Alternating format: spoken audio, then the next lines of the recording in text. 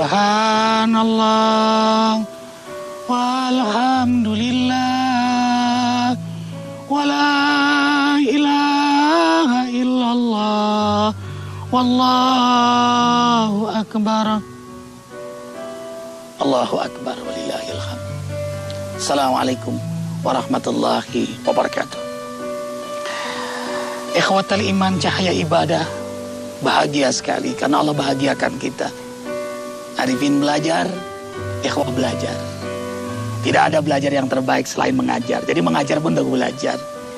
Kan nasihat ini sebelum sampai ke ikhwah, ke Arifin dulu. Karena paling dekat dengan telinga Arifin, mulut Arifin ini. Maka doakanlah Arifin agar bisa mengamalkan apa yang didakwahkan. Untuk menjadi hamba yang istiqamah, hati, pikiran, lisan, dan amal selaras. Sehingga menjadi hamba Allah yang istiqamah. Semua kita istiqamah. Amin ya Allah. Kali ini kita membahas tentang sholat kok maksiat. Ini yang sering ditanyakan. Ada orang sholat kok maksiat. Ada haji kok korupsi. Ada orang puasa tapi kok ngumpat. Ada orang zakat tapi kok ria. Nah, ada orang muslim tapi kok kejam, kasar. Ikhwatal iman, ada yang salah. Bukan ajarannya tentu. Bukan Islamnya. Orangnya yang belum paham ajaran Islam. Kita kaji, kita mulai. Sholat kok maksiat? Pertama, jelas dia belum paham sholat. Dari arti sholat, syarat sholat, rukun sholat, bacaan sholat, makna sholat, rahasia sholat, hikmah sholat. Arti sholat dia tidak tahu. Sholat itu doa. Sholat itu silah hubungan dengan Allah.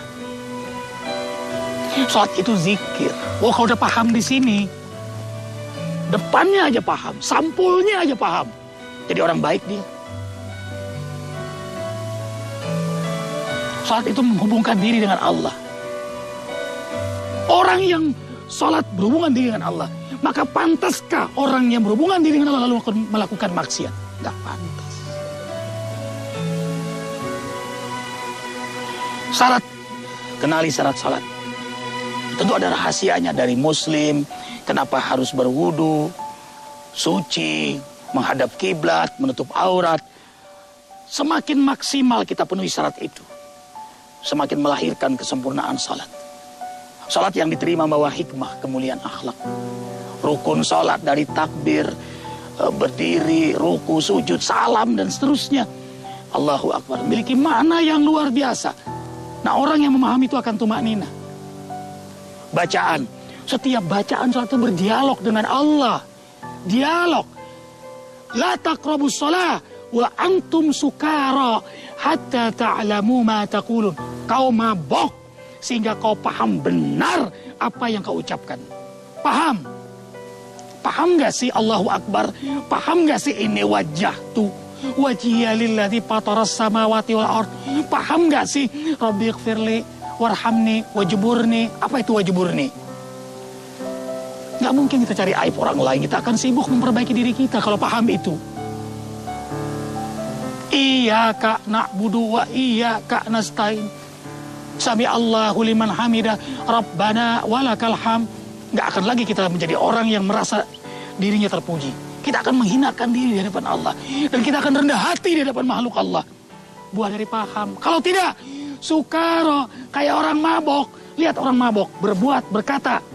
Tapi tidak sadar apa yang dikatakan, apa yang diperbuat. Begitulah orang yang sholat. Kayak orang sholat mabok. Dia berkata, dia bertakbir, dia berdiri, dia rukuk, dia sujud, dia salam. Tapi dia nggak sadar bahwa dia sedang sholat. Nggak ada asarnya, selesai itu maksiat lagi. Fawailul musallin alladzina hum an salatihim sahun. Celakalah orang yang salat yang tidak paham apa yang dia baca dalam salat, yang tidak paham maknanya, tidak mengetahui rahasianya.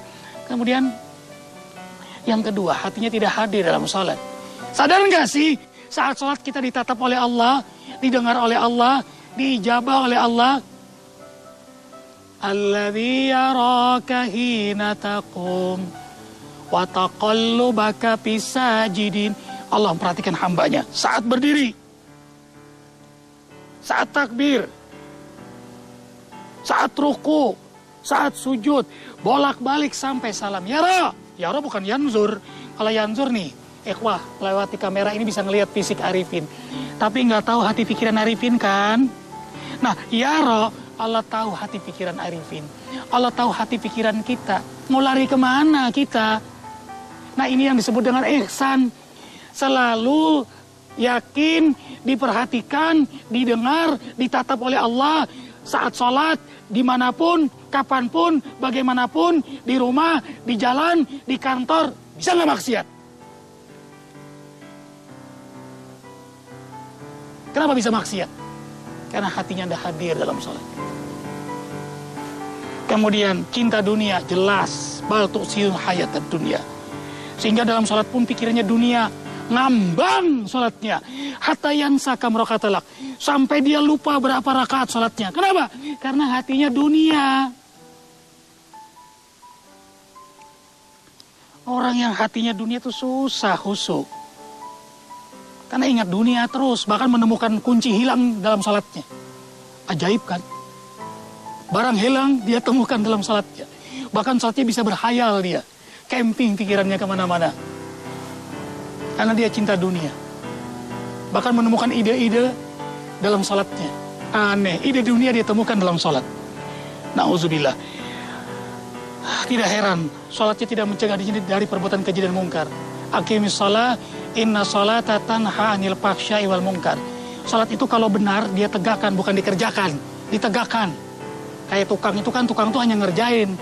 Lain dengan pemilik rumah. Pemilik rumah akan menjaga rumahnya sebaik-baiknya. Tapi kalau tukang, ya tukang. Ngerjain selesai, yang penting dapat gaji. Yang penting selesai sholat. Kalau yang penting selesai sholat, nggak ada asarnya. Makanya dia paksa lagi, mungkar lagi. Paksa artinya apa? Zina. Makanya tidak heran ada orang yang rajin sholat, tapi rajin berzina. Sampai ke hotel dia nanya, kiblat kemana? Padahal selesai itu dia berzina. Na'udzubillah, summa na'udzubillah. Kemudian yang keempat, makan yang haram. Ini energi negatif tidak akan membuat dia khusyuk dalam sholat. Susah khusyuk sholat. Yang haram, kotor, gelap. Bagaimana berjumpa dengan cahaya yang bersih, yang suci. Subhanallah. Subhan al-awwal, Allah al-fadil. Ingin berjumpa dengan Allah melewati pintu suci. Suci hati, suci pikiran, suci jasad, suci ruh. Mudah berjumpa dengan Maha Suci. Kemudian yang terakhir, nih, belum taubat. Artinya dia sholat masih diiringi maksiat. Nggak sungguh-sungguh taubat. Bagaimana bersih, bagaimana bisa ia dekat dengan Allah yang Maha Suci. Tubu ilallahi jami'an ayyuhal mu'minun la'allakum tuflihun. Kalau dia taubat sungguh-sungguh, kemudian dia tegakkan sholat, liqa'ullah, dia berjumpa dengan Allah dengan mudah. Tumbuhlah kehusuan. Hati yang kotor menjadi hijab. Seperti cermin banyak bedaknya. Nggak mantulkan, tidak menerima cahaya bersih. Dan tidak mantulkan cahaya yang banyak bersih. Tapi kalau cerminnya bersih, dia akan menerima cahaya dengan mudah. Dia akses cahaya Allah. Cahaya ridhonya, cahaya hidayahnya, cahaya berkahnya. Allahu Akbar. Ini diantaranya ikhwah. Kita akan terus kaji lagi. Subhanakallah bihamdika. Asyhadu an la ilaha illa anta astaghfiruka wa atubu ilaik. Maafkan Arifin. Wabillahi taufiq wal hidayah. Wassalamualaikum warahmatullahi wabarakatuh. Subhanallah walhamdulillah wa la ilaha illallah wallahu akbar.